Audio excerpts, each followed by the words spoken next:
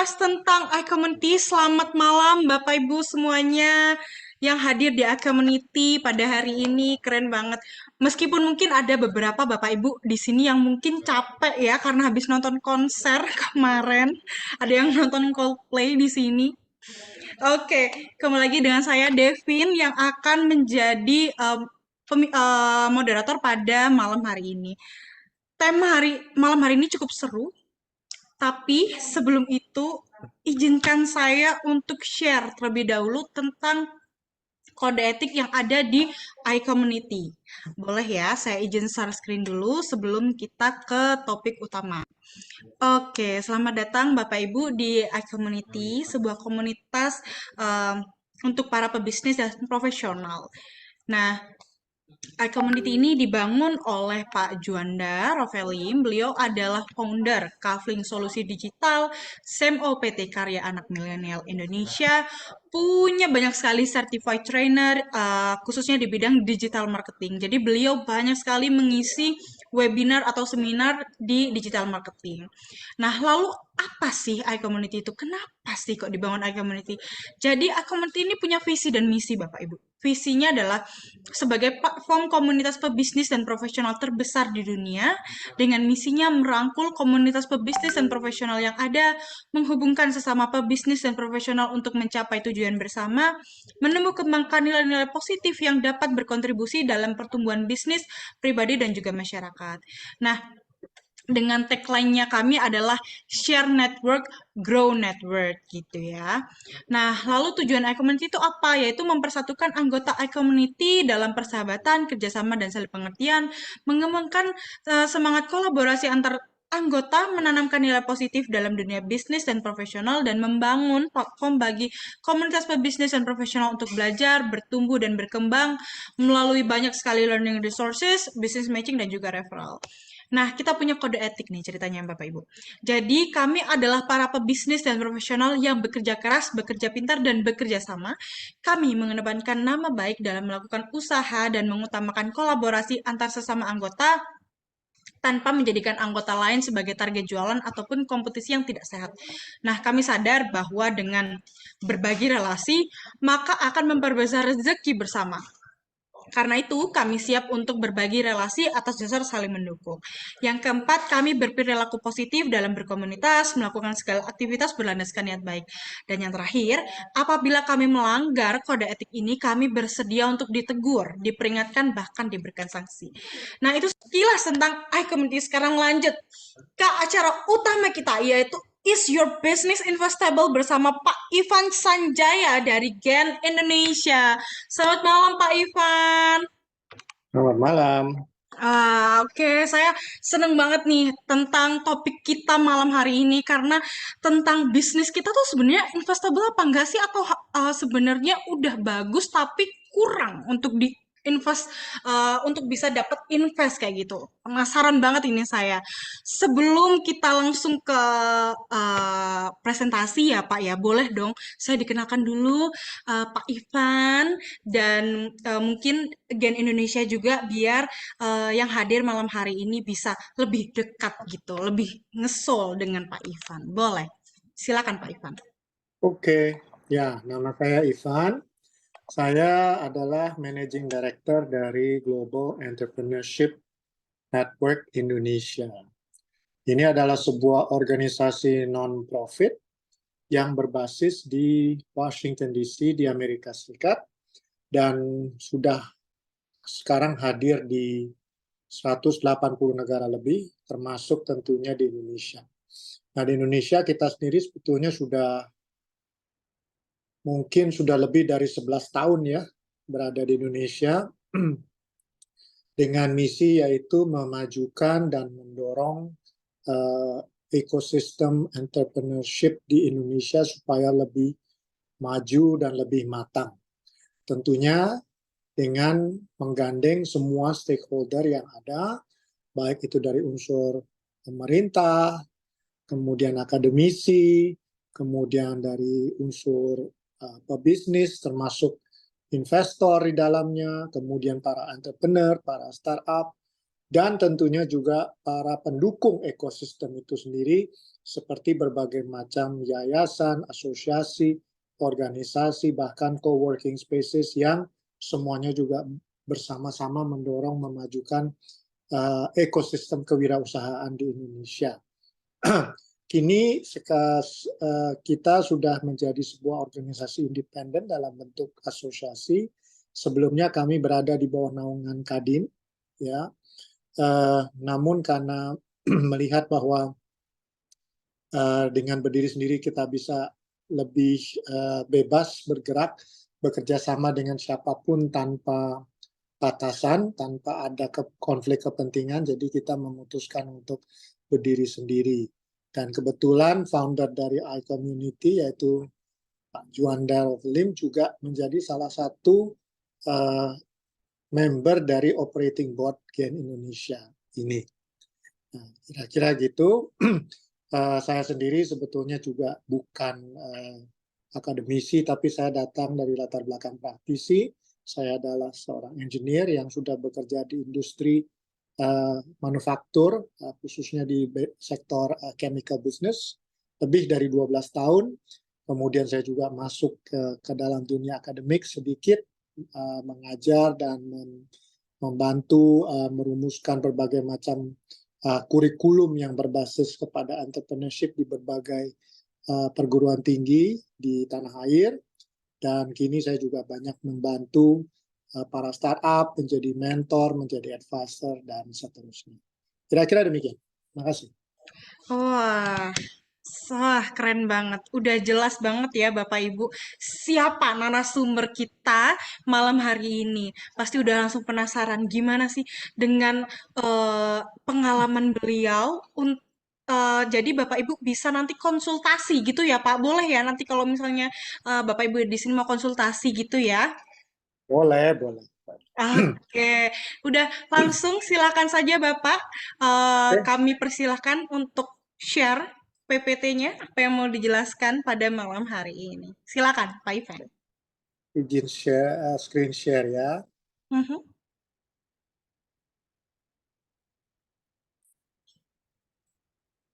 Oke, Oke, kelihatan ya. kelihatan, udah aman. Oke. Nah, izin saya sebelum masuk ke tema kita, apakah bisnis yang didirikan atau dibangun oleh teman-teman sekiranya investable atau tidak, saya mau mundur mungkin 1-2 langkah sebelum masuk ke tema itu, yaitu melihat kembali sebetulnya siapa sih yang kita sebut sebagai seorang entrepreneur. Karena seringkali kita menganggap gampang ya, seorang pebisnis itu sama dengan seorang entrepreneur. Pada prinsipnya itu tidak betul, artinya tidak sama. Tidak semua pebisnis adalah seorang entrepreneur, dan tidak semua entrepreneur itu harus punya bisnis sendiri juga. Kenapa? Karena entrepreneur itu adalah orang-orang yang secara mindsetnya ya, terus-menerus bisa berkreativitas dan berinovasi, baik itu di dalam bisnis yang dia bangun sendiri, ataupun mungkin di bisnis-bisnis di tempat lain. Artinya misalnya kalau dia bekerja di sebuah perusahaan dengan kreativitas dan sikap yang inovatif itu, dia tentunya juga bisa berkontribusi cukup banyak kepada tempat di mana dia bekerja. Apakah itu sebuah perusahaan, apakah itu mungkin juga pemerintahan, atau bahkan juga mungkin organisasi sosial, organisasi keagamaan, dan sebagainya. Jadi memang ini adalah kita bicara tentang pola pikir atau mindset. Di mana entrepreneurship sendiri itu adalah proses pembentukan seseorang menjadi seorang entrepreneur yang tentunya akan membangun kompetensi yang ada di dalam dirinya, baik itu berupa knowledge atau know-how, kemudian juga sikap, dan tentunya skills. Ya, nah tentunya nanti kalau kita semua sudah punya masyarakat yang entrepreneurial, kita bisa menjadi sebuah entrepreneurial ecosystem. Ya, nah tadi saya bicara tentang mindset. Mindset yang entrepreneurial itu adalah mindset yang dikenal dengan nama growth mindset. Nah, growth mindset ini adalah lawannya fixed mindset.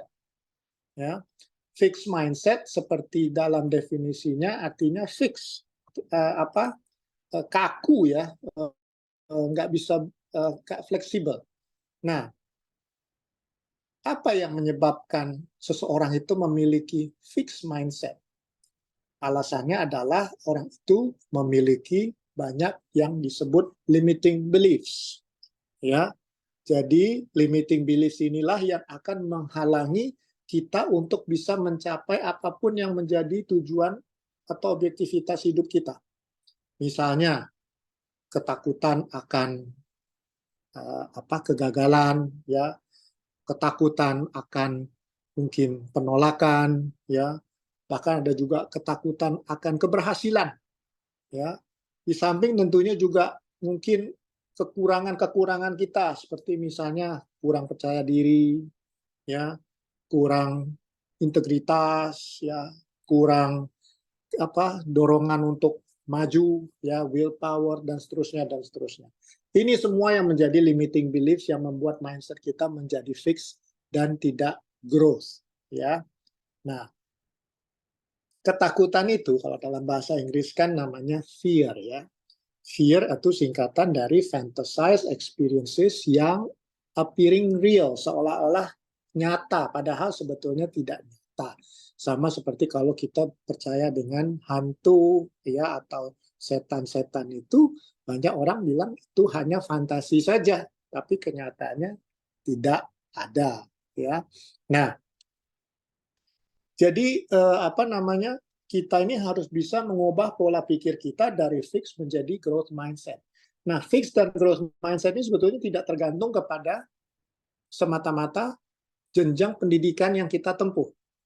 Artinya, mungkin bisa saja kita seorang sarjana, mungkin bahkan sudah S2 atau S3, tapi tetap memiliki pola pikir yang fix mindset.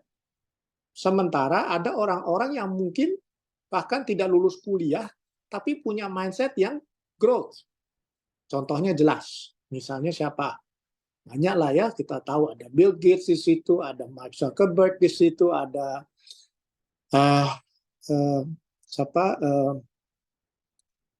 pendiri Apple, ya, Steve Jobs. Mereka ini adalah orang-orang yang dalam tanda kutip semuanya tidak lulus kuliah. Tapi kok bisa berhasil dalam mendirikan bisnis-bisnis mereka. Baik itu Microsoft, baik itu Facebook, baik itu Apple, dan sebagainya. Karena pola pikirnya yang growth. Ya. Nah, baru setelah kita memiliki mindset ya yang growth, itu menjadi modal bagi kita untuk bisa menciptakan bisnis yang nantinya bisa kita sebut investable. Ya. Nah, bisnis yang investable itu syaratnya adalah sebuah bisnis yang memiliki apa? Model bisnis yang tentunya secara revenue-nya nanti bisa tumbuh berlipat-lipat ganda, ya, dengan biaya yang relatif kecil, ya. Nah, atau yang kita sebut dengan mungkin bisnis model canvas kalau teman-teman tahu, ya.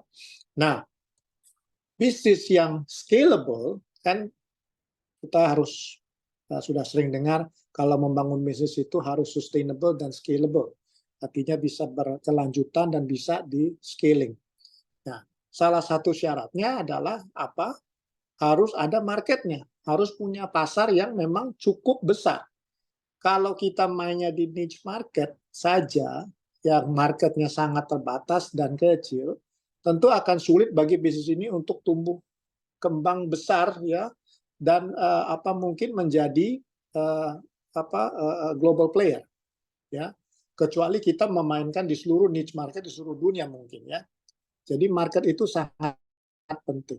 Faktor berikutnya yang penting juga harus kita miliki dalam membangun sebuah bisnis adalah clear path atau jalan yang jelas bagaimana kita nantinya akan mencapai profitability kita. Seringkali kalau kita melihat apalagi banyak bisnis-bisnis yang berbasis digital teknologi, ya, kita selalu mendengar bahwa mereka itu pada akhirnya tidak punya aset, ya, asetnya hanya adalah orang-orang dan mungkin laptop, ya, komputer, Tapi mereka kan nggak punya mesin-mesin, ya nggak punya tanah dan sebagainya, ya karena bukan industri manufaktur. Ya, secara kita lihat misalnya e-commerce ya atau fintech ya. Nah, mereka ini kalau nggak punya pola jalan yang jelas bagaimana nantinya untuk menjadi profitable, seringkali dalam perjalanannya bisnis itu sudah 5 tahun tetap saja masih apa? Mengharapkan investasi dari pihak ketiga, misalnya VC atau angel investor, ya, karena dia sendiri belum bisa mengenerate income atau revenue yang cukup untuk dia bisa sustainable. Bisnis yang sustainable dan scalable serta investable juga adalah bisnis yang didorong, yang didukung oleh sebuah tim yang kuat. Ya, artinya tim yang memiliki expertise, keahlian, ya, dan knowledge yang cukup untuk industri di mana dia bekerja. Jadi kalau kita bikin bisnis hanya ikut-ikutan, ya, misalnya latah, ada orang bikin bisnis e-commerce kok sukses, saya terus bikin bisnis e-commerce juga, belum tentu saya akan bisa sesukses dia. Kenapa? Karena mungkin saya tidak menguasai bisnis e-commerce itu dari A sampai Z. Karena saya cuma ikut-ikutan melakukannya. Bukan karena memang saya mengetahui benar bahwa saya menemukan ada masalah di situ yang saya bisa pecahkan karena saya punya solusinya, dan solusi ini yang saya komersialkan. Ya, tentunya sebagai sebuah bisnis kita juga harus punya legal structure yang jelas ya. Artinya nanti apakah bentuknya CV atau PT ya. Dan juga nanti teman-teman harus hati-hati pada saat kita sudah memiliki investor. Ya, kalau teman-teman sering melihat acara-acara di televisi seperti Shark Tank dan sebagainya, di mana investor itu masuk ke dalam sebuah bisnis karena menanamkan atau memberikan sejumlah investasi finansial, tapi dia juga meminta ada semacam kepemilikan atau share, sehingga investor ini akan menjadi shareholder di dalam bisnis kita. Saya selalu mengatakan bisnis yang teman-teman dirikan tentunya bukan bisnis yang menjadi bayi kita. Artinya karena kita yang melahirkan, maka bisnis ini harus menjadi milik kita selamanya. Tidak. Ada satu waktu mungkin kita bisa juga exit dari bisnis ini, bila mana waktunya tepat untuk kita keluar, kita jual, atau kita membiarkan bisnis kita diambil alih atau diakuisisi oleh bisnis lain, ya. Dan tentunya dana yang kita dapatkan bisa kita pergunakan untuk mendirikan bisnis yang baru, ya. Nah, ini yang seringkali terlupakan, bahwa sebagai seorang founder, ya, seringkali kita itu lupa bahwa kita yang mendirikan bisnis ini seolah-olah saya yang paling tahu tentang bisnis saya, ya. Nah, sehingga saya tidak lagi menjadi coachable. Teman-teman tahu nggak bahwa sebetulnya para entrepreneur-entrepreneur yang besar-besar, kalau kita baca bukunya seperti bukunya Mark Zuckerberg atau bukunya Steve Jobs, sekalipun mereka sudah sukses menjadi seorang entrepreneur, mereka tetap punya mentor, mereka tetap punya coach. Lah, pertanyaannya ngapain kok jadi coachnya mereka? Padahal mereka kan sudah sukses. Mereka tetap butuh sparring partner istilahnya, ya, di mana mereka bisa berkonsultasi tentang ide-ide baru mereka. Biasanya orang yang memiliki jiwa entrepreneur itu adalah orang yang cepat bosan. Dan biasanya entrepreneur sejati itu agak tidak cocok untuk menjadi seorang misalnya CEO atau member dari manajemen sebuah perusahaan yang melakukan day-to-day business. Karena pemikirannya selalu sudah maju ke depan. Ya, sudah jauh sebelum orang lain berpikir tentang hal-hal yang harus dilakukan besok, dia sudah memikirkan hal-hal untuk mungkin bulan depan. Ya, sehingga seorang entrepreneur itu tetap membutuhkan seorang coach, ya, sepanjang dia menjadi seorang entrepreneur. Nah, untuk membangun sebuah bisnis yang investable, kita membutuhkan yang namanya good story, good scale, good size, ya, dan ya, lihat sendiri, ya. Nah, tapi yang paling penting ini yang mana? Ya, good people, ya. Good story. Artinya kita harus bisa menjawab pertanyaan-pertanyaan ini. Kenapa saya mendirikan bisnis ini? Problematika apa yang saya berusaha untuk pecahkan? Ya, apa yang menjadi visi perusahaan saya atau bisnis saya? Dan apa yang menjadi rencana saya untuk merealisasikannya? Ya, size, ya, kita bisa mulai tentu dengan kecil, ya, sebagai sebuah bisnis usaha rintisan. Tapi bukan artinya tetap kecil setelah 5 atau 10 tahun. Karena apa? Tadi saya katakan marketnya nggak ada. Ya. Nah, kalau teman-teman pernah mendengar yang teori tentang market push atau pull, ya, kalau tidak ada market, mungkin market itu harus kita create sendiri.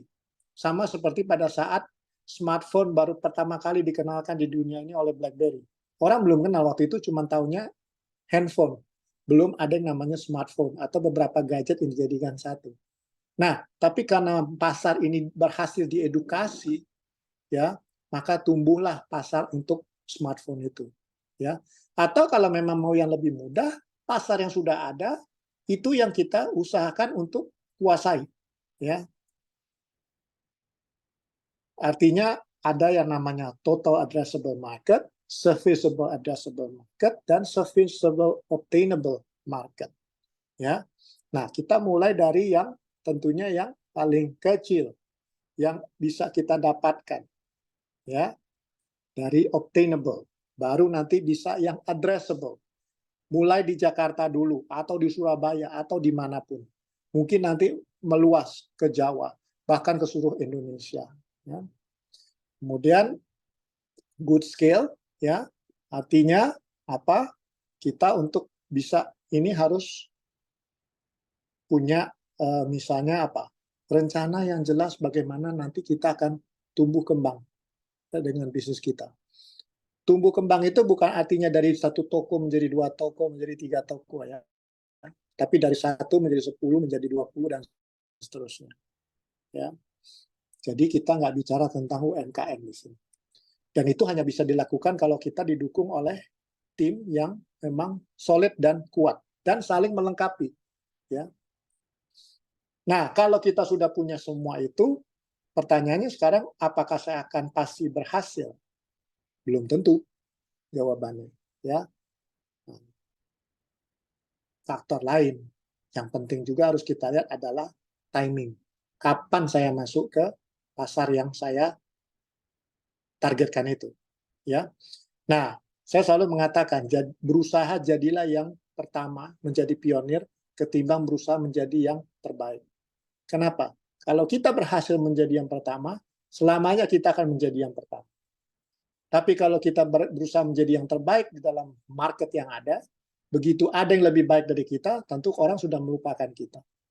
Ya, kalau teman-teman ingat, mungkin yang sudah seumur-umur saya gini, kalau kita mau makan donat yang pertama kali dulu, diperkenalkan di market Indonesia itu oleh siapa? Mungkin ada yang tahu.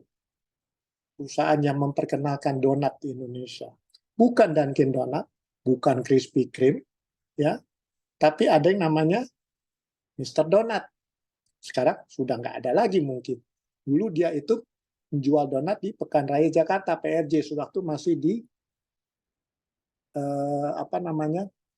di kawasan Monas itu, ya, sebelum pindah ke sana. Tapi sekarang sudah mungkin sangat sedikit atau mungkin sudah nggak ada. Tapi orang tetap ingat Mr. Donut adalah yang pertama, ya. Gitu. Nah, jadi ingat, ya, semua perusahaan yang besar pasti mulainya akan kecil dulu, ya.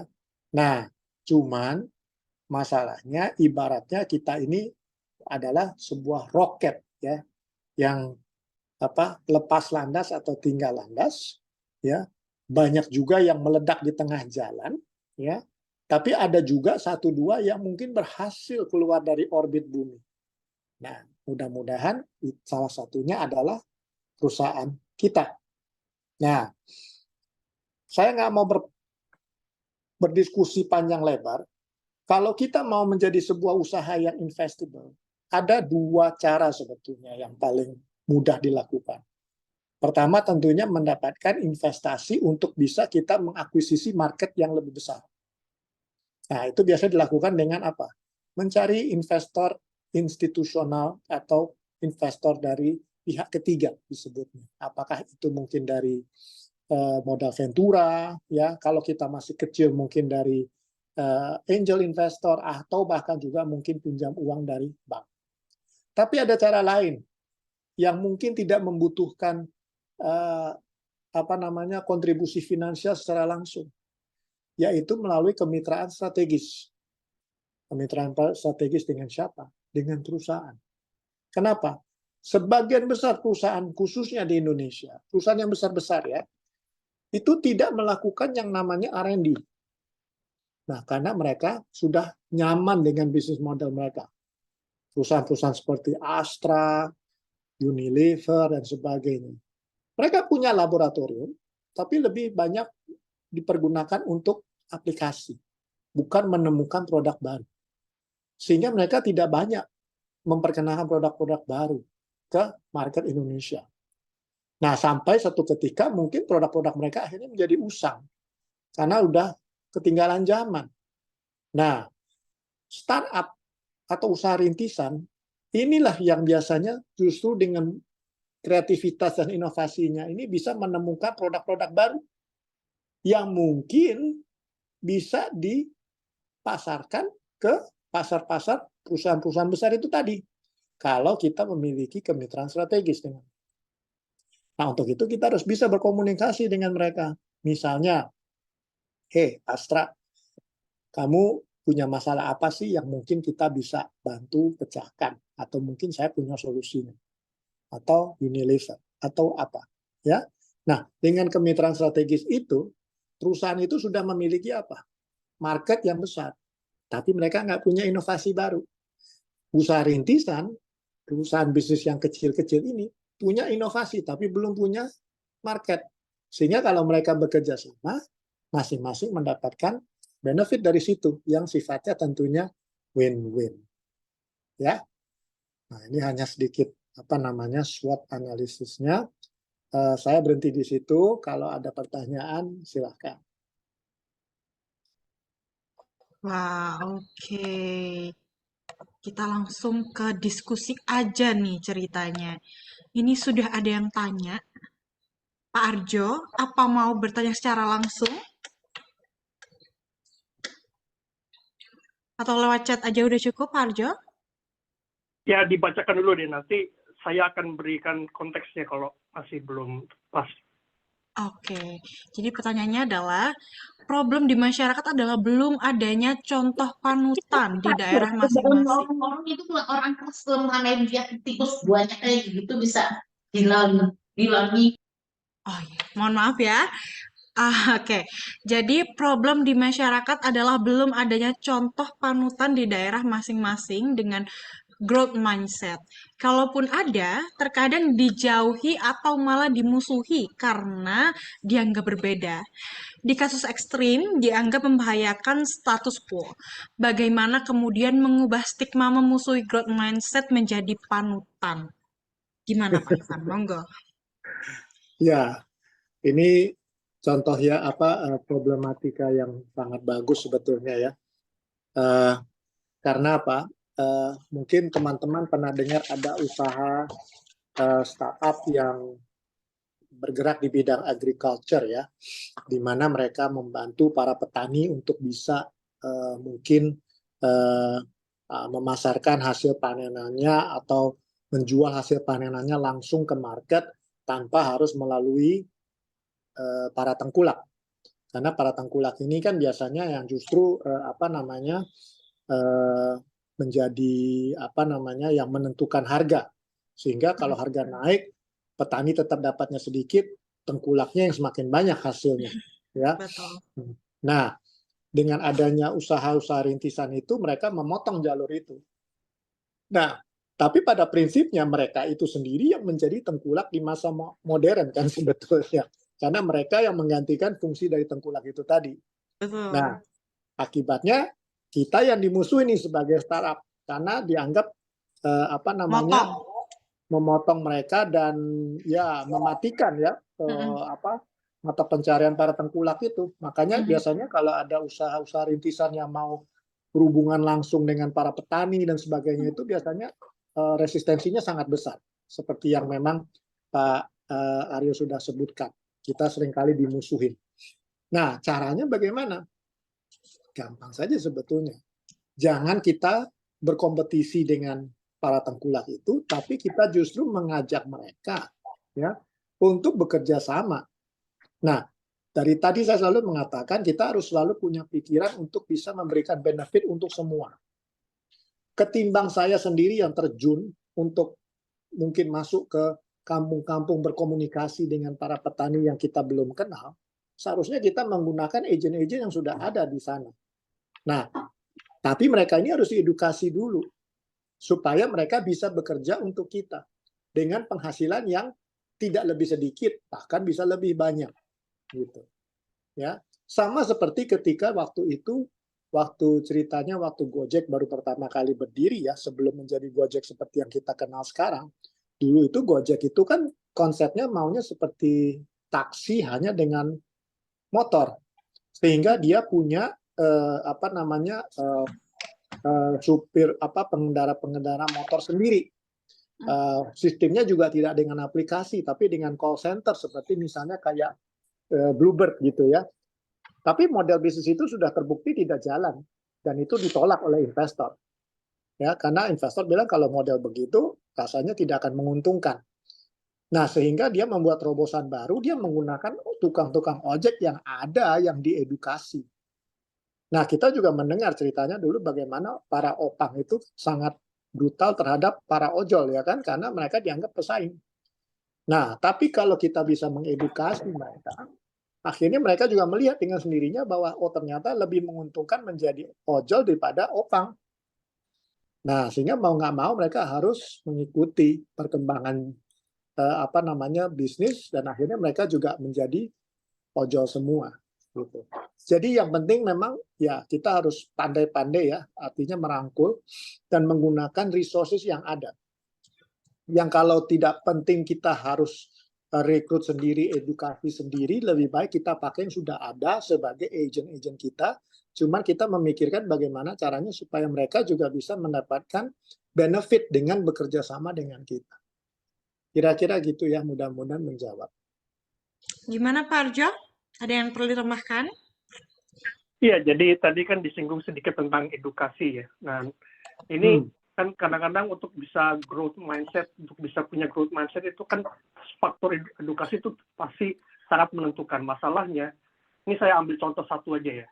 Nah, masalahnya banyak masyarakat kita itu yang lebih baik mati daripada baca surat perjanjian setebal buku telepon zaman dulu, atau baca laporan keuangan, atau apapun lah yang rumit-rumit gitulah. Gitu.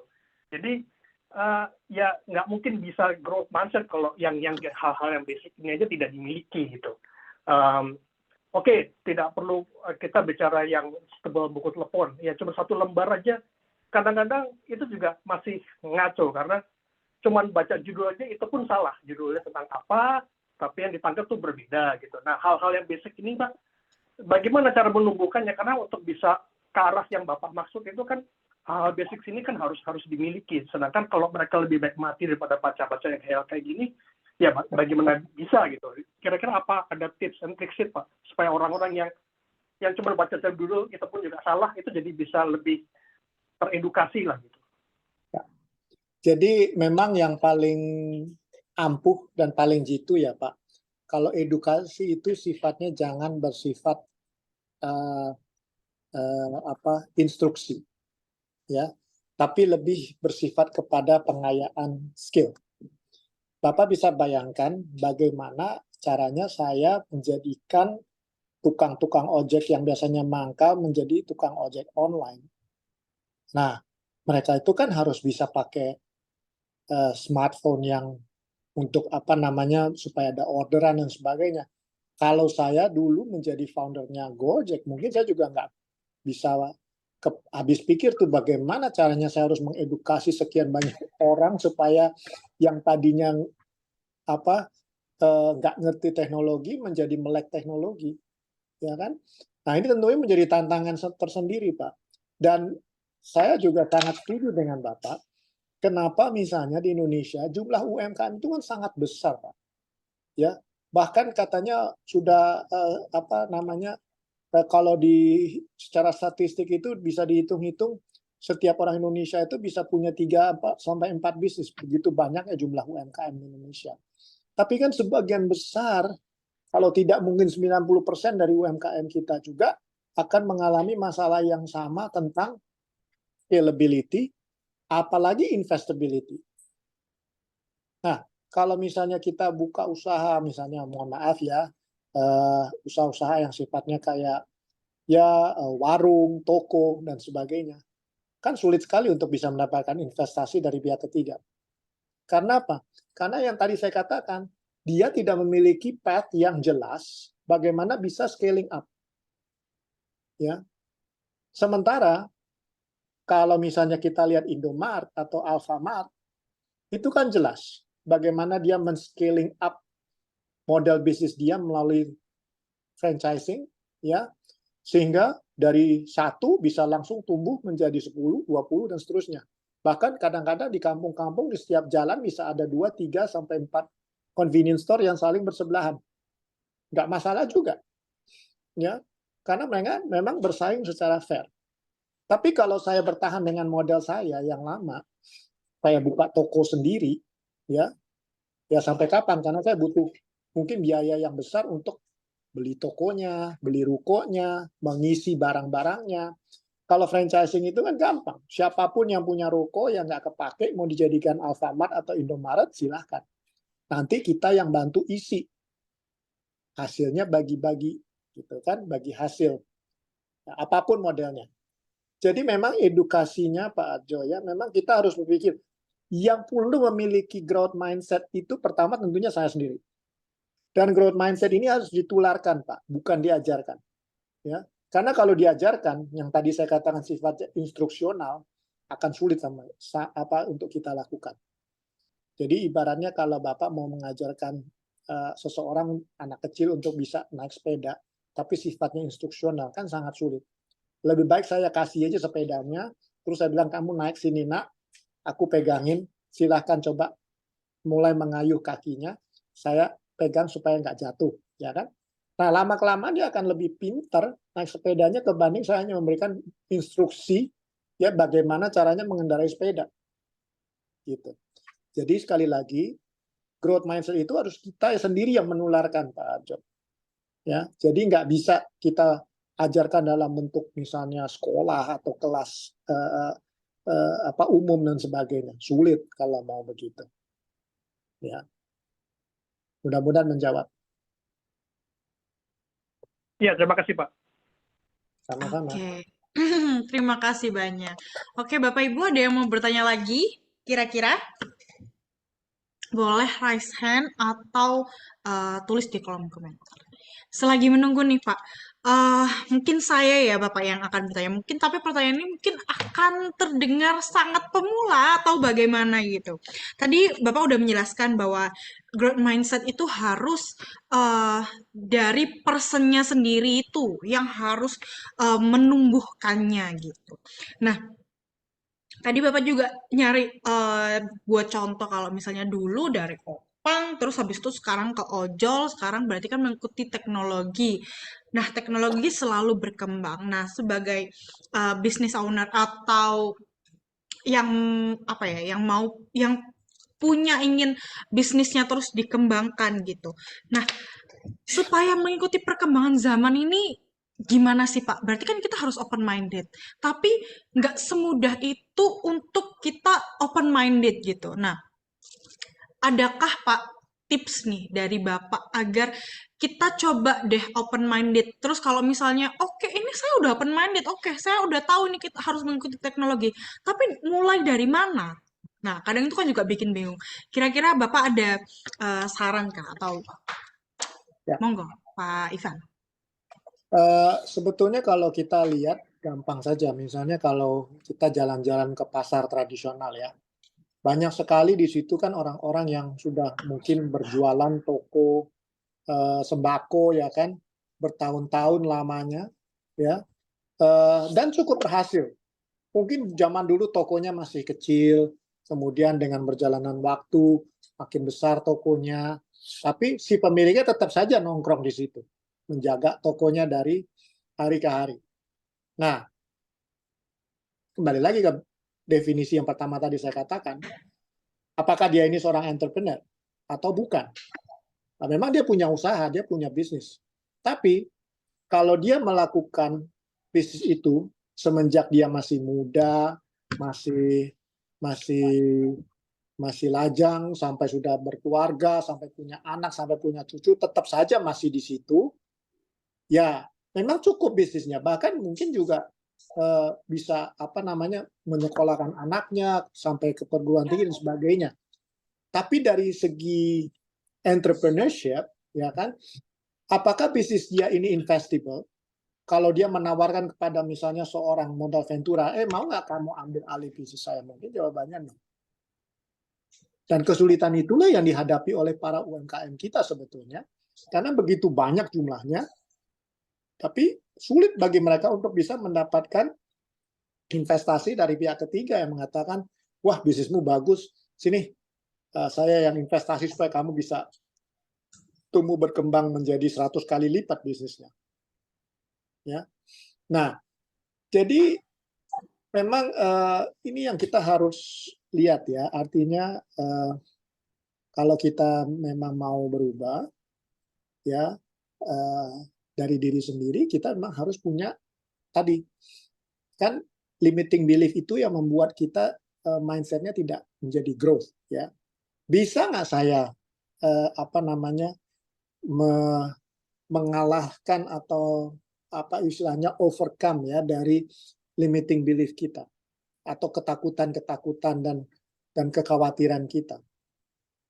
Nah, yang bisa melakukan itu siapa? Ya, kita sendiri.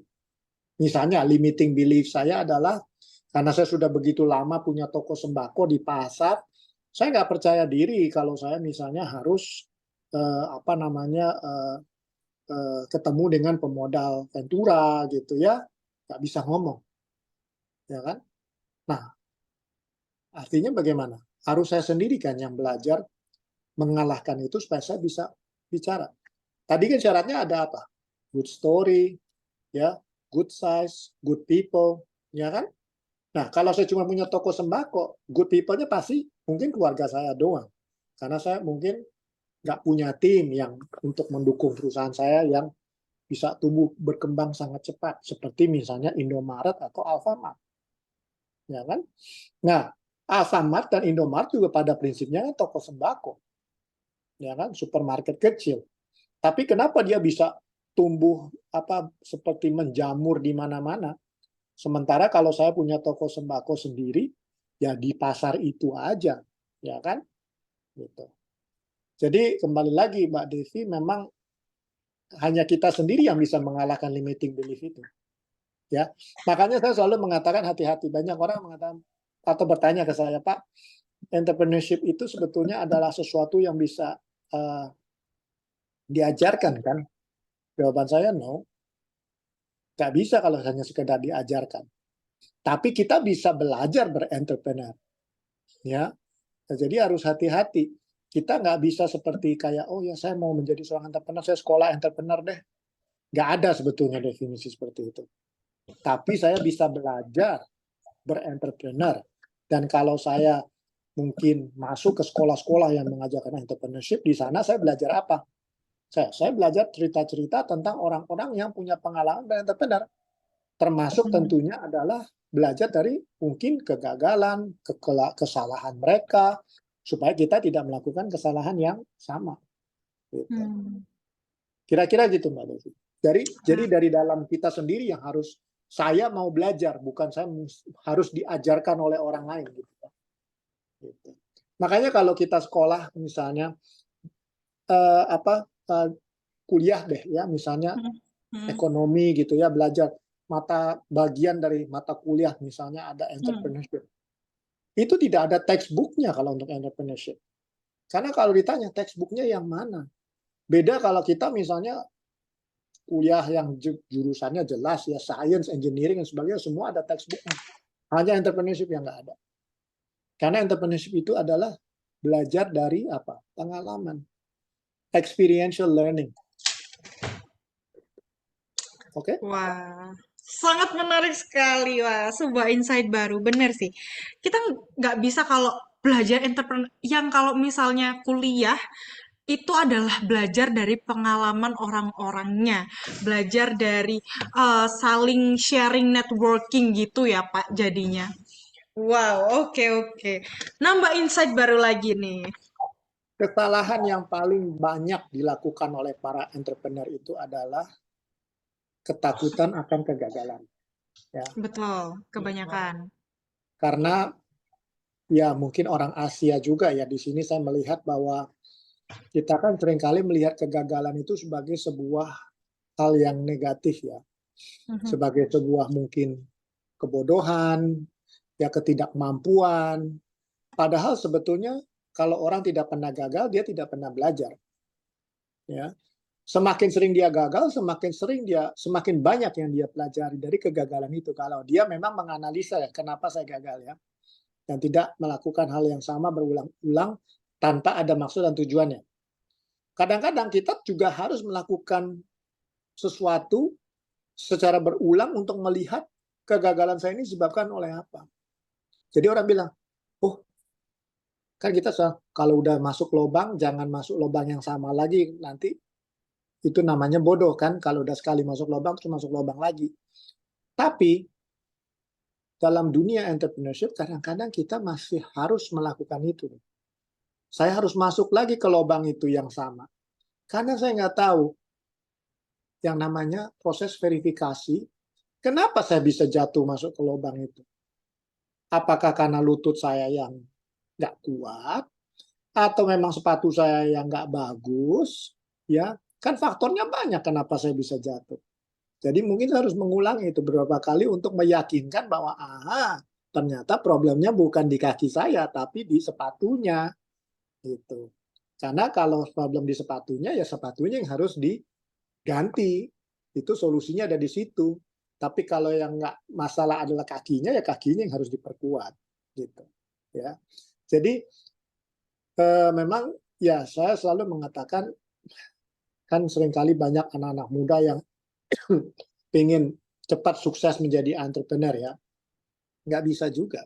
Karena proses keberhasilan seorang entrepreneur itu didapat dari proses pembelajaran dia selama berentrepreneur, di mana dia banyak menemukan juga mungkin tantangan dan kegagalan sepanjang jalan itu. Dan itu yang mengajarkan dia untuk menjadi sukses. Makanya kita lihat secara average kalau di rata-rata memang entrepreneur yang sukses itu biasanya usianya juga nggak 20-an, 30-an, bahkan mungkin 40-an dan 50-an ya. Karena dia udah banyak belajar di situ sampai akhirnya dia sukses. Ya. Kira-kira gitu. Oke, benar. Jadi kalau misalnya malah gagal itu bukan bodoh, tapi kayak contohnya McD dia perlu resep ayamnya untuk sekarang jadi seperti ini aja butuh puluhan resep yang dia coba. Entah tepungnya ditambah 10, entah tepungnya dikurangi 5, atau gimana kayak gitu. Ya. Benar. Jadi kalau gagal pun ini apa ya? Nggak Jadi boleh kita nyerah. harus jangankan menyerah ya.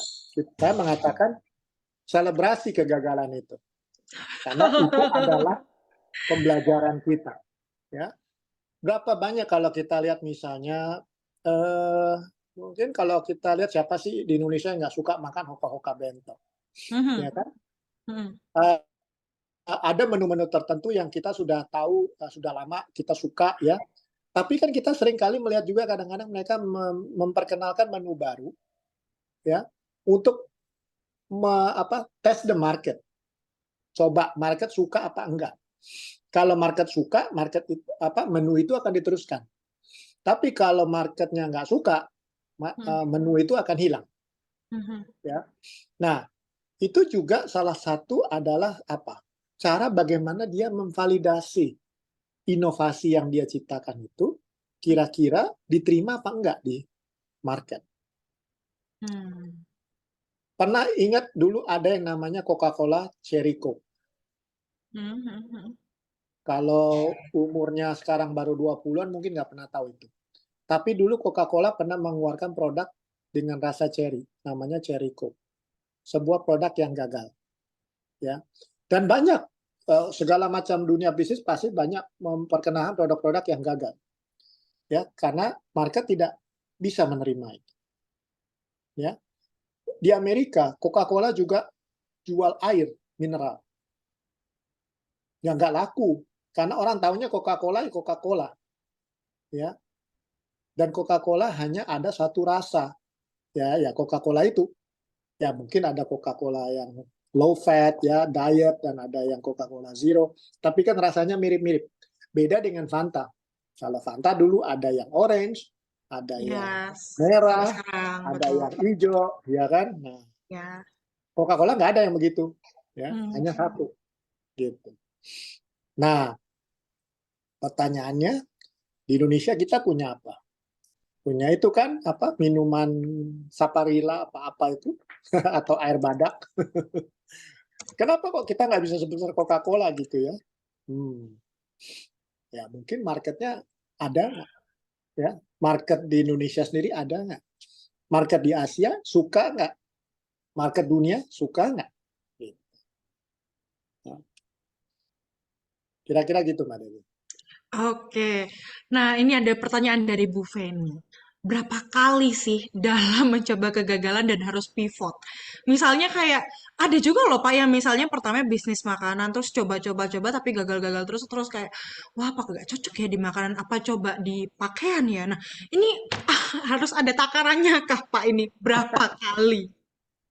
Makanya saya mengatakan bisnis itu jangan ikut-ikutan. Ya, tapi bisnis itu harus berangkat dari sesuatu yang memang kita lihat sendiri ada peluangnya di situ.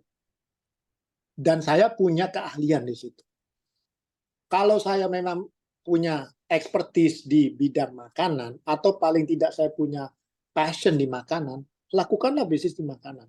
Tapi kalau passion saya bukan Makanan? penikmat kuliner, ya Mm-mm. terus saya mau bisnis makanan, akan sulit buat saya. Ya, kalau orang bilang gagal 10 kali, bangun 11 kali.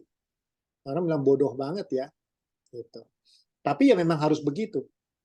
Tapi kalau dilakukan itu dengan passion, ada waktunya kita akan bisa berhasil. Tapi jangan salah loh, bisnis makanan itu adalah bisnis yang paling mudah untuk dimulai karena butuh modalnya kecil, nggak butuh tempat yang besar-besar. Tapi bisnis makanan itu adalah bisnis yang paling sulit diukur sustainability-nya atau keberlanjutannya. Karena Kenapa? rasa juga beda-beda ya Pak ya? Bukan. Bagaimana cara mengukur sustainability bisnis makanan? Adalah berdasarkan apa? Returning customer kan. Mm-mm. Kalau customer-nya balik lagi, tandanya, aha, makanan saya ada yang suka. Tapi kalau dia cuma makan sekali aja terus dia nggak pernah balik lagi, Mhm. tandanya dia nggak suka makanan saya, market nggak akan terima makanan saya kan. Nah, tapi masalahnya sekarang pertanyaannya, kapan customer saya akan kembali lagi? Kan waktunya bisa mungkin minggu depan, mungkin bulan depan, bisa juga Betul-betul. tahun depan. Jadi saya nggak tahu kan bagaimana ngukur sustainability-nya. Mhm. Ya kan? Nah, jadi memang kadang orang bilang, oh ya bisnis makanan paling enak, paling. Ya, oke. Tapi hati-hati. Untuk mengukur keberlanjutannya juga nggak mudah. Dan jangan sampai kita terperangkap dengan tadi, menjadi bisnis UMKM. Artinya susah untuk scaling, apalagi dapat investment. Nah, tapi kok bisnis makanan yang sukses juga ada, banyak. Saya nggak mengatakan loh, misalnya, Pak, kalau saya mau jualan bakso, boleh nggak ya, Pak? Ya boleh aja, kenapa enggak? Tapi yang jelas adalah, kamu harus mempunyai sesuatu yang tidak dimiliki oleh orang lain. Kenapa? Market Indonesia sangat suka yang namanya bakso. Tapi bakso seperti apa yang kira-kira akan bisa saya buat memuaskan banyak orang, market Indonesia, tapi saya nggak punya banyak saingan. Tapi kalau bakso saya mirip-mirip dengan bakso orang lain, ya susah. Karena bisnis makanan ini gampang sekali ditiru ya. Tadi kembali lagi ke contoh saya yang lama sebelumnya. Saya menyebut hoka-hoka bento. Dulu kan kalau ingat zamannya ada banyak orang yang coba-coba usaha bento-bentoan ya. Tapi dalam perjalanannya mereka gugur sendiri tuh. Dan hoka-hoka bento sampai sekarang masih berjaya. Bahkan kalau coba ditanya, bisa nggak di franchise? Jawabannya enggak. Hoka-hoka bento itu tidak bisa di franchise. Kecuali mau buka franchise-nya di luar negeri. Baru boleh. Tapi kalau di Indonesia enggak. Ya. Karena semua bisnis hoka-hoka bento itu dikelola oleh satu manajemen. Oh, ini ada pertanyaan lagi, Pak. Tapi saya mau, boleh nggak saya nerusin sedikit? Misalnya gini, wah iya Pak Ivan boleh tuh bilang kalau misalnya boleh gagal terus, tapi kan kalau gagal dan coba lagi kan perlu modal, perlu duit. Kalau misalnya kita punya backup money gitu nggak apa-apa. Tapi kalau kita harus coba-coba lagi tapi duit semakin menipis gimana Pak? Gitu. Ya, Gimana itu? memang memang memang ini yang menjadi tantangan ya. Tidak sedikit kalau kita lihat ceritanya berapa banyak entrepreneur yang berhasil, tapi sebelum berhasil dia itu memang habis-habisan sampai bahkan ngutang-ngutang. Tapi karena dia yakin, dia percaya bahwa solusi yang dia bawa atau inovasi yang dia bawa ini adalah sesuatu yang nantinya akan bisa diterima oleh market, akhirnya pun akan berhasil. Nah, yang penting dalam berentrepreneur, nah ini bedanya antara berentrepreneur dengan gambling, judi, ya kan? Jangan kita mempertaruhkan segala sesuatunya ke dalam satu bisnis kita. Sehingga kalau bisnis ini gagal, kita nggak bisa bangkit lagi. Jadi nggak boleh serakah. Lebih baik orang selalu mengatakan start small, ya mulai kecil-kecilan, test the market dulu. Kalau akseptansinya di market bagus, baru kita scaling up. Sehingga path-nya akan menjadi jelas, tadi yang saya katakan, path to profitability. Ya, kalau saya dengan modal sekian, saya bisa buat sekian. Ya, tapi pada saat saya mau scaling up menjadi 10 kali lipat, saya punya kapasitas produksi nggak? Ya kan? Contohnya nih, orang Indonesia kan suka bikin kue-kue kering, terutama pada saat mau lebaran, Lebaran. ya kan? Betul. Nah, tapi banyak ibu-ibu ini yang bisa bikin kue kering yang enak, tapi biasanya bikinnya cuma musiman, kalau lagi mau hari raya aja. Tapi kalau mau dibisniskan sepanjang tahun, kayaknya belum tentu mau tuh. Ya. Tapi kalaupun dia mau, nah kira-kira bagaimana caranya supaya kue kering yang dia buat itu tetap rasanya konsisten sama. Mau itu dibuat pada saat hari raya atau tidak hari raya. Mau itu dibuat di musim panas atau di musim hujan. Rasanya tetap sama. Nah, kalau Mbak Devi makan, tadi kembali lagi misalnya, mau makan McDonald, mau makan Pizza Hut, mau makan Hoka Bento, mau di Jakarta, di Bandung, di Surabaya, rasanya kan sama ya. Nah, tapi kalau saya bisnis kue kering nih, ya, misalnya hari ini saya lagi mood bikinnya, kue nastar saya, isi nanasnya banyak. Tapi kalau besok saya lagi nggak mood karena habis berantem sama pacar saya, nah isinya jadi dikit-dikit, ya kan? Atau misalnya tangannya lagi nggak ini nih, jadi kuenya bentuknya agak mungkin nggak standar gitu, yang tadinya bulat kecil-kecil sekarang jadi bulatnya gede-gede, misalnya. Atau dari yang gede-gede bisa jadi kecil-kecil, ya kan? Nah ini namanya nggak konsisten. Nah inilah yang seringkali dialami oleh para UMKM. Ketidakmampuan mereka bisa scaling up karena apa? Tidak punya kapasitas untuk bisa produksi lebih banyak. Mungkin enak, tapi hanya segitu kapasitasnya. Ya. Nah, apa namanya? Dulu ya, contohnya ini waktu zaman-zaman mungkin 10 tahun lalu ya, itu kan kita kenal yang namanya si siapa itu, pisang gorengnya Bu Nani itu kan sangat terkenal, ya kan? Pisang goreng madu. Kalau sekarang sudah banyak yang bikin pisang goreng madu. Tapi di tempatnya Bu Nani itu masih banyak aja tukang Gojek yang ngantri. Karena orang mau beli dari dia. Pisang goreng madu Bu Nani. Nah, dia kan harus konsisten itu. Ya kan? Betul. Terkenal. Jakarta. Atau misalnya kalau kita ke Medan ada yang namanya apa? Bolu apa itu? Bolu keju itu Meranti. Ya kan? Hanya ada di Medan. Ya kan? Nah, nanti kita ke Bandung ada apa lagi gitu. Ya, pokoknya oleh-oleh yang khas setiap daerah. Tapi sulit untuk bisa didapatkan di daerah lain. Kenapa? Karena produksinya nggak bisa dipindahkan mungkin. Ya kan? Nah, kalau saya mau makan pisang goreng Bu Nani, tapi saya lagi di Surabaya, bagaimana caranya? Ya bisa sih dibuat setengah matang, terus dikirim, nanti digoreng lagi. Ya, nanti rasanya jadi berbeda. Ya. Oke, Nah, oke. jadi yang penting gitu, Mbak Devi. Jangan dipertaruhkan segala sesuatunya dalam satu bisnis. Jangan serakah. Ya, karena bisnis itu bukan judi. Bukan masalah menang kalah, tapi ya kalau menang syukur alhamdulillah, kalau kalah berarti kita harus bangkit lagi dan kita harus sempurnakan sampai ketemu formulasi yang pas dan yang diterima oleh market. Ya. Jadi salah satu contoh yang paling saya selalu sering garis bawahi, kalau usaha rintisan itu nggak mungkin melakukan namanya market research karena market research itu terlalu mahal.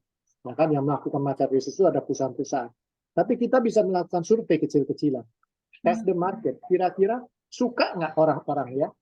Nah, kalau orang-orang itu suka, kita bisa berasumsi. Kalau ada 10 orang yang suka, mestinya bisa ada 20 orang yang suka juga produk saya. Nah, pertanyaannya orang itu ada di mana? Gitu. Itu yang harus saya cari. Langsung pinter saya ngobrol sama Pak Ivan ini. Tinggal ini prakteknya bisa nggak? Jangan cuma dengerin aja. Nah, ini juga ada pertanyaan Pak. Direct message ini ke saya dari Pak Andri Napitupulu. Jadi kalau ngomong tentang passion, tadi kan Bapak sempat nyinggung soal kalau misalnya kita nggak punya passion di bidang itu ya lebih baik jangan diambil dong. Karena otomatis nggak akan tahu untuk cara ngembanginnya, oh gimana yang enak, oh insightnya gimana. Nah, Pak Andri ini bilang, gimana ya Pak, kalau passion saya di salah satu bidang, tapi bidang tersebut sangat berat untuk ditempuh karena memerlukan pendanaan yang sangat besar. Sebut saja passion saya di bidang pertambangan. Nah, kalau gitu gimana, Pak? Solusinya? Ya, kalau mau buka tambang sendiri tentu butuh modalnya besar ya. Nah, tapi ada bukan berarti itu tidak ada caranya untuk bisa saya lakukan. Kalau memang saya punya misalnya saya punya teman dulu, kebetulan dia memang sarjana pertambangan. Cuman passion dia bukan di tambangnya itu sendiri. Nah, dulu dia kerja lama di Freeport, ya. Dia punya passion itu sebetulnya itu mengumpulkan batu-batu mulia, ya. Kan kalau pertambangan tuh pasti berhubungan dengan banyak gali menggali ya. Bahkan di sana juga mereka menemukan juga beberapa misalnya batu-batuan yang bisa nantinya menjadi batu mulia. Dan ini jadi passion dia. Nah, ketika dia sudah mau pensiun, nah dia mengajak tuh beberapa teman-temannya. Kalau kita buka usaha tambang ya nggak mungkin lah ya, kecuali memang mereka punya keahlian misalnya untuk bisa mendeteksi di mana ada potensi untuk dilakukan pertambangan, ya kan? Misalnya saya lama bekerja misalnya menjadi advisor atau konsultan di industri pertambangan, mungkin saya tahu, oh kalau berdasarkan pengalaman mungkin di sini kita bisa melakukan penambangan apa, gitu ya. Nah itu bisa saja dilakukan dan saya punya jadi gini, Pak Andri ya, untuk kita bisa memulai sebuah bisnis itu tentunya kita harus melihat ya kan, memang passion itu penting. Saya punya passion di situ. Yang kedua yang harus dilihat adalah resources apa yang saya punya untuk bisa membantu saya merealisasi passion saya ini. Ya, Nah, kalau saya tadi mengatakan saya sendiri nggak punya modal, Pak. Oke, kalau saya nggak punya modal, kira-kira di lingkungan saya ini siapa yang bisa mensupport saya? Nomor satu tentunya adalah misalnya keluarga. Kalau keluarga nggak bisa, saya akan melihat keluarga yang lebih besar. Mungkin sanak saudara, ya, mungkin mertua, mungkin sepupu, keponakan, dan sebagainya. Ya, karena apa? Orang-orang ini yang paling mudah untuk saya bisa yakinkan bahwa saya punya sebuah gagasan bagus. Yang tadi namanya apa? Bisnis model canvas itu, ya kan? Saya bisa ceritakan good story saya itu apa, sehingga mereka tertarik. Oke, kalau gitu saya joinan deh. Ingat nggak? Dulu kan ada waktu satu ketika itu banyak sekali orang yang membuka usaha tambang batu bara ya. Kecil-kecilan nggak gede-gedean, tapi kecil pun gede gitu lah ya. Eh, artinya tapi tidak seperti apa pertambangan-pertambangan yang besar seperti perusahaan kayak Adaro atau Indica dan sebagainya ya. Tapi perusahaan-perusahaan pertambangan perseorangan lah ya, gitu. Nah, mereka juga akhirnya itu saya dengar juga cukup berhasil. Nah, tapi pada akhirnya mereka jual usaha mereka itu ke perusahaan pertambangan yang lebih besar. Karena memang saya juga tahu itu butuh biaya yang sangat besar. Satu truk aja harganya bisa berapa miliar sendiri kan. Sedangkan kita butuh misalnya beberapa truk untuk mengangkut hasil pertambangan itu. Jadi jangan putus asa Pak Andri. Bukan berarti itu meskipun passion itu ada tapi modal nggak ada. Kalau saya balik, seringkali orang begini, Pak saya nggak bisa mulai bisnis saya sendiri karena saya nggak punya modal.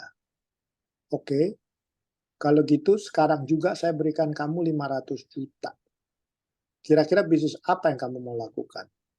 Waduh, apa ya? Saya juga nggak tahu, Pak. Aha. Tapi kalau saya dikatakan, Pak, saya punya ide bisnis begini, tapi saya punya modal. Itu akan jauh lebih baik dan akan lebih mudah bagi saya untuk bisa mendapatkan orang yang mungkin mau membeli dan mensupport saya ketimbang saya cuma bilang saya nggak punya modal, tapi saya juga nggak punya ide bisnis. Itu bedanya antara ada passion dengan tidak ada passion. Oke? Mudah-mudahan menjawab. Sangat ngena sekali ya. Cuma ditanya satu pertanyaan aja udah bisa membuktikan gitu loh. Mungkin ada tambahan lagi Pak Andri. Tadi udah dijawab. Nah, Pak Andri mau menambahkan atau sudah cukup? Saya pernah ditanya sama satu orang nih Mbak Devi, Pak, Mhm. saya tuh kepengen punya bisnis, saya tuh tapi nggak punya passion apa-apa. Saya bilang, waduh, susah juga ya. Orang nggak, saya nggak punya hobi Pak.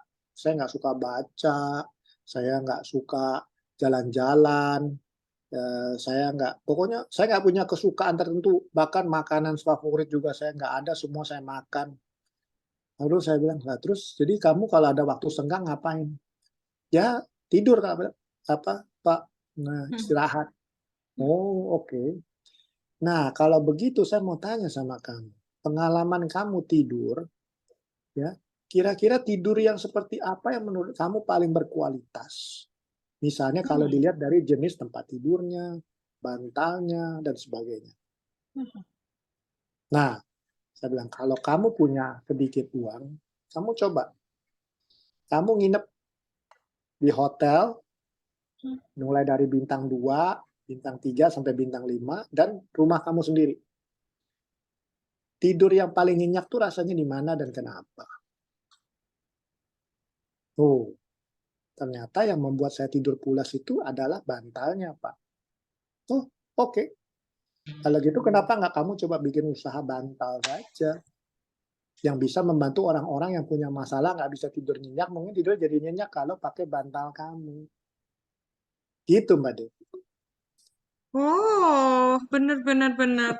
Oke, saya kalau ditanya, saya kalau dapat jawaban kayak gitu, saya malah bingung ini. Aduh, ya, gitu. Ternyata Pak Ivan bisa membukanya bener ya. Kenapa dia tidak memanfaatkan kesukaan tidurnya, istirahatnya untuk menentukan kenyamanan enak kalau ini pakai bantal yang kayak gimana, atau harus empuk banget, atau harus ada geriginya, atau gimana, kayak gitu ya Pak Ya, ya? Karena kan kalau bantalnya terlalu lembek kita nggak suka. Bantal yang terlalu keras juga nggak nyaman. Yang tengah-tengah ini seperti apa? Nah sekarang kan kita lihat Dunlopillo itu kalau bikin bantal itu kan nggak seperti kayak zaman dulu ya, yang diisi kapuk gitu, yang penting keras, makin lama makin lembek gitu ya. Terus harus dijemur ya. Sekarang kalau bantal yang enak itu kan bentuknya apa istilahnya ergonomis ya. Jadi buat leher kita juga ada semacam ganjelan, badan kita tidur nggak seperti kayak di papan ya kan, tapi kasurnya juga memang mengikuti bentuk tulang belakang kita sehingga nggak pegel pada saat bangun tidur. Kira-kira Oh, begitu Mbak Devi. oke. Semoga menjawab ya. Pak Andri juga menjawab. Oke, ada pertanyaan lagi. Nggak kerasa loh, Pak. Saya ngobrol sama Bapak ini udah mau jam 9. Ya ampun. Seru banget ngobrol sama Bapak. Bapak bisa menjelaskan dengan sangat detail dan jelas kayak gitu. Dan memberi banyak insight baru buat kami semua. Sangat, wah keren sekali Pak Ivan. Terima kasih banyak sudah ada Amin. di Community. Kak, sebelum saya menutup ini Pak, karena udah mau jam 9 juga, boleh nggak Pak saya dikasih closing statement, tapi sebelum itu izinkan saya untuk jelasin lebih lanjut tentang iCommunity. Bisa ya Pak ya? Monggo, silakan. Oke, saya izin share screen. Sebentar. Nah, oke. Gimana nih kalau ada cara yang murah dan mudah untuk mengembangkan network dan omset bisnis Bapak Ibu? Nah, pernah nggak Bapak Ibu mengalami masalah berikut? Misalnya nggak punya network, kehabisan daftar nama, lalu ya cuman ketemu sama itu-itu aja. Sebenarnya Bapak Ibu nggak perlu khawatir karena permasalahan tersebut terjadi pada sebagian besar pebisnis. Nah, misalnya Bapak Ibu saya udah ikut ini loh, udah ikut itu, udah ikut seminar dan sebagainya, tapi kok masih stuck gini-gini aja. Wah, mungkin Bapak Ibu perlu coba cara yang satu ini, yaitu kami memperkenalkan iCommunity, yaitu sebuah komunitas dan platform digital tempat para pebisnis berinteraksi dan berkolaborasi bagi kemajuan bisnis bersama. Ada 3 alasan nih kenapa Bapak Ibu perlu join di iCommunity. Karena yang pertama, ada akses networking, yang kedua ada akses learning, yang ketiga juga ada akses contributing. Nah, benefit yang kedua itu yaitu quality leads, yaitu leads to customer baru, reseller baru, dan juga customer retention.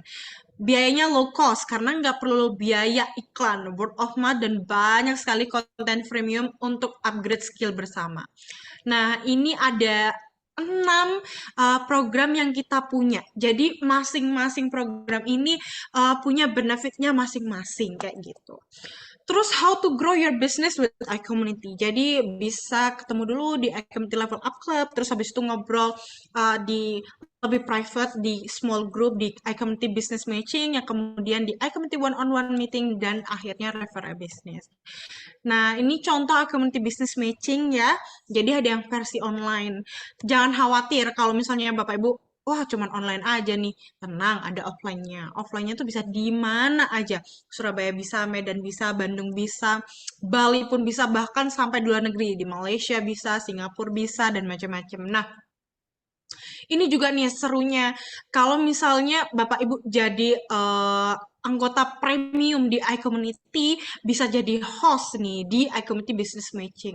Keuntungannya apa? Keuntungannya Bapak Ibu bisa dapat lebih banyak networking, bisa lebih banyak ketemu bareng member pro lainnya yang memang bisnisnya sudah wide ya, of course. Dan bisa saling ibaratnya tuker networking lah minimal. Kalau nggak gitu bisa jadi partner bisnis juga. Tergantung nanti mau cocok nggak, matching nggak sama bisnis Bapak Ibu kalau dipartnerin. Nah, selain itu juga iCommunity punya banyak sekali benefit accommodation, yaitu seperti premium lounge, terus kita juga punya voucher Gojek ya, up to 500.000 buat Bapak Ibu yang jadi member basic ataupun member pro di iCommunity.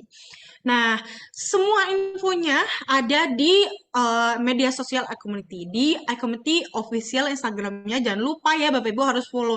Kenapa kok harus follow? Karena semua informasinya ada di Instagram kami.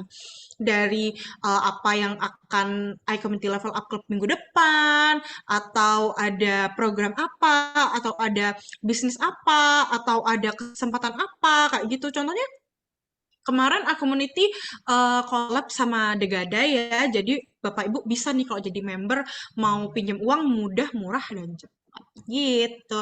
Nah, kalau tadi Bapak Ibu yang datang agak telat nih kita ngobrol apa sama Pak Ivan, langsung besok kita upload di YouTube-nya iCommunity. Oke, itu sekilas tentang iCommunity. Kembali lagi ke Pak Ivan. Gimana closing closing statement pada malam hari ini, Pak? Oke, jadi menyambung apa yang tadi Mbak Evi barusan katakan itu sangat benar. Untuk bisa membangun sebuah bisnis yang sukses, kita nggak cukup dengan hanya punya knowledge saja atau know-how saja. Yang kita butuhkan juga tentunya adalah network. Dan network itu harus bisa kita peroleh sebanyak-banyaknya. Jadi kalau bisa berkenalan dengan 10 orang asing yang kita nggak kenal, stranger istilahnya, itu akan jauh lebih bermanfaat kalau kita bisa spend 1 jam untuk ngobrol dengan mereka, kebanding kita ngerumpi 1 jam dengan bestie kita. Karena apa? Karena itu akan tidak membawa leads yang baru. Tapi kalau kita ngobrol 1 jam dengan 10 stranger yang baru, pasti kita mendapatkan banyak masukan yang baik buat bisnis kita.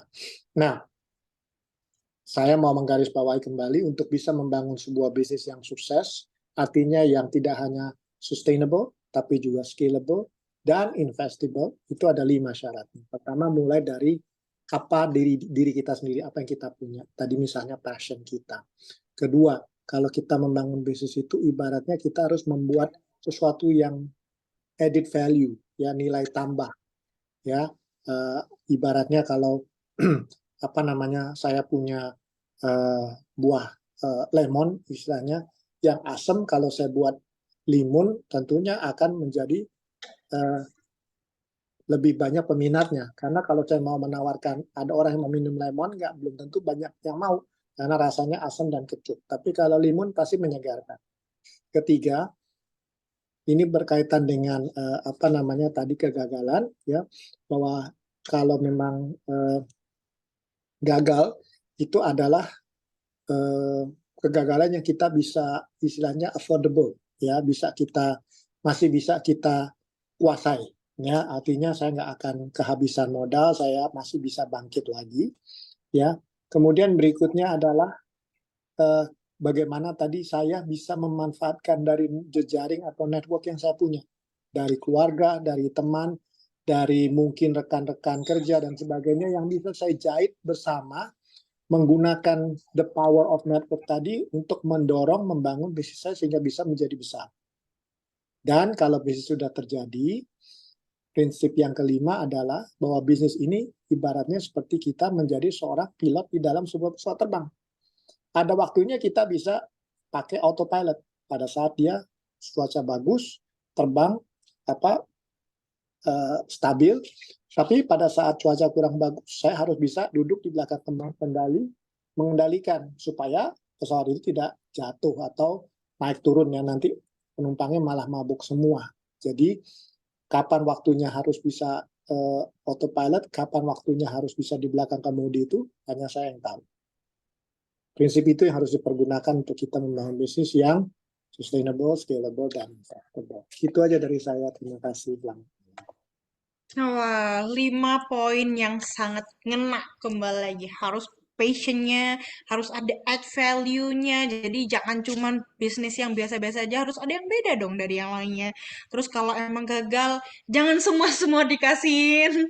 Harus tahu limitnya. Oh, ini segini-segini. Terus harus bisa memanfaatkan jejaring.